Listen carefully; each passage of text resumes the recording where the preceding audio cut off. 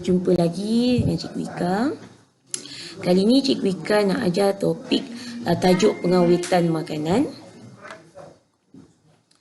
Saya harap awak tak lupa, kamu tak lupa Cikgu Ika. Jadi kita teruskan pembelajaran kita, iaitu tajuk pengawetan makanan. Okay, bersama Cikgu Ika Liana Khalid. Okay. So untuk tajuk pengawetan makanan ni ada beberapa tajuk besar yang kamu perlu ingat, yang perlu hafal. Tajuk pertama, okay, yang besar, iaitu ciri-ciri makanan rosak. Kita kenal pasti, bagaimana kita nak kenal pasti ciri-ciri makanan rosak. Yang pertama, berbau busuk. Okey, makanan bau busuk, confirm lah makanan itu dah rosak. Okey. Makanan berlendir, jika kamu pegang dia berlendir, melekit, maksud dia dah mula rosak. Yang ketiga, baunya masam. Contohnya susu masam, awak hidu bau susu, baunya masam.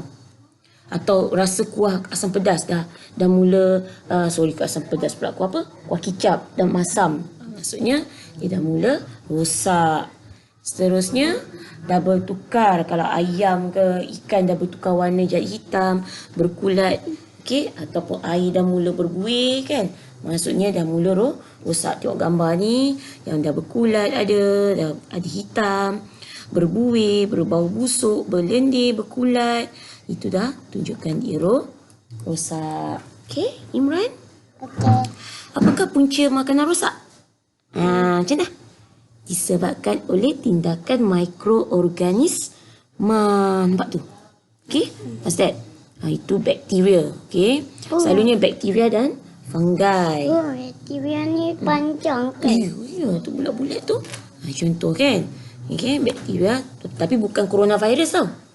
It's not from coronavirus tau. Okey, kaedah pengawetan makanan. Jadi macam nak mengelakkan makanan-makanan ni mudah rosak, kita boleh mengawetkan makanan. Macam orang ancient people, penduduk manusia zaman dulu-dulu, zaman purba, mereka mengawet makanan untuk makanan itu kekal lama. Zaman dulu mana ada peti sejuk tau, Dek? Tak ada peti sejuk. Okey. So ada 10 kaedah dan kamu kena hafal.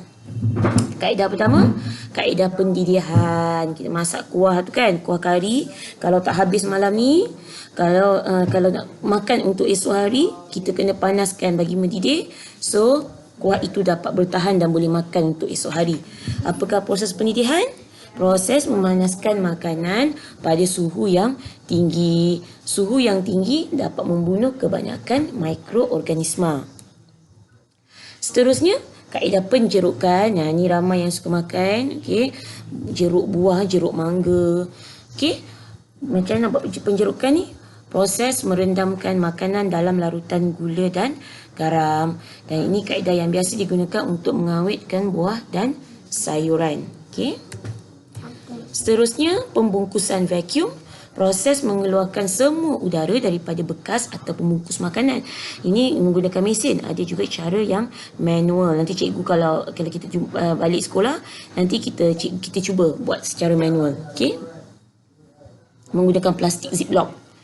Okey. Seterusnya, kaedah pengeringan. Okey, kaedah mengeluarkan atau menyingkirkan kebanyakan air daripada makanan. Yes, okey. Makanan dikeringkan di bawah cahaya matahari atau ketuhar. Ni keyword dia.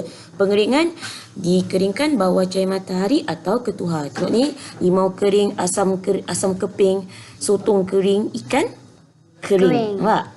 Okey. Seterusnya, penyejuk bekuan. Kaedah menyimpan makanan pada suhu takat beku. Yes, sifar darjah Celsius. Pada suhu di bawah takat beku, mikroorganisme menjadi tidak aktif. Okey, contoh mix vegetable, tapi tak boleh letak sawi. Sawi nanti rosak. Okey. Kalau terlalu sejuk nanti buah rosak. Bukan semua sayur boleh diletakkan. Okey. Dan kaedah seterusnya, kaedah pendinginan. Kalau dalam peti sejuk tu yang dekat bahagian bawah tu, bahagian atas untuk yang sejuk beku, bahagian bawah pendinginan.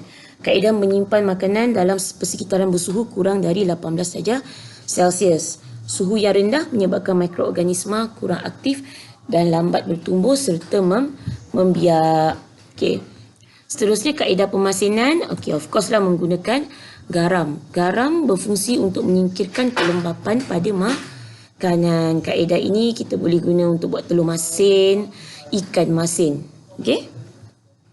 Seterusnya kaedah pelilinan iaitu di mana Apple dia orange. yes, buah dan sayuran seperti apple, orange disalut dengan lilin cair untuk cegah pertumbuhan mikroorganisma. Nampak beza apple yang disalut dengan lilin dengan apple yang tak salut dengan lilin. Okey, nampak kelihatan berkilat. Sebab tu kamu kalau nak makan, kalau dia berkilat tu kamu kena buang, peel off the skin tu kan, supaya tak nanti sebab membahaya kalau makan kulit buah yang ada lilin tu. Kaedah seterusnya pengetinan dan pembotolan. Proses mendidihkan makanan untuk membunuh mikroorganisma. Kemudian makanan yang panas tadi disejukkan dan masuk dalam bekas kedap udara. Keyword dia bekas kedap udara. Okey. Seterusnya pempasturan. Proses pemanasan makanan sehingga suhu tertentu untuk beberapa ketika dan diikuti dengan pendinginan. Mula dipanaskan dalam masa beberapa second dan disejukkan dalam masa beberapa second. Okey. Yang menjumpai ini iaitu Louis Pasteur, iaitu ahli sains yang menemukan kaedah ini. Okey. Dan yang seterusnya kaedah penyalaian. Ini meat kan? Meat, yes. Kaedah mengeringkan makanan dengan cara mengasap. Dia tak guna api tapi dia guna asap yang panas. Dan kaedah ini mengambil masa yang lama lah untuk nak masak. Okay? Dan kaedah ini membantutkan pertumbuhan mikroorganisma. Apakah kepentingan teknologi pengawetan makanan, Dik? Ia dapat mengatasi masalah bekalan makanan. Contohnya waktu kecemasan, waktu banjir. Jadi mudah dibawa. Okey, contoh makanan yang paling senang makanan dalam tin lah. Okey. Tengok ni semasa banjir melanda kan senang petugas membawa makanan kepada mangsa banjir. Seterusnya makanan daripada negara luar dapat dinikmati di Malaysia. Contohnya kalau yang suka makan mi samyang Korea dengan susu banana ni kan, susu pisang Korea ni, tak perlu pergi Korea, awak dah boleh apa? Dah boleh makan je, beli kat Malaysia je. Tahu? Okey? Kita tak? Suka ke? Suka? Okay. Okey, seterusnya senang disimpan dan mudah diangkut. Okey, sebab senang lah, sebab macam kes kecemasan tadi kan. Wah, aeroplane. Ya, aeroplane. Okey. Aeroplane je awak nampak. And then kepentingan seterusnya makanan bermusim sentiasa diperolehi dan dinikmati sepanjang tahun. Macam anak cikgu ni dia suka makan durian, tak perlu tunggu musim durian. Boleh dapatkan durian itu di pasar raya. Durian. Okey. Okey. Boleh beli saja. Dah ada dah. Tak perlu tunggu musim durian. Dan akhir sekali, makanan yang diawet dapat disimpan lebih lama dan boleh memenuhi keperluan makanan sepanjang tahun. Sekian, terima kasih dari Cikgu Ika dan juga Imranmu Musa. Semoga berjaya, dan lepas tengok video cikgu ni jangan lupa buat latihan cikgu dalam Google Form. Salam rindu dari Cikgu Ika. Bye. Bye-bye. And stay at home. home.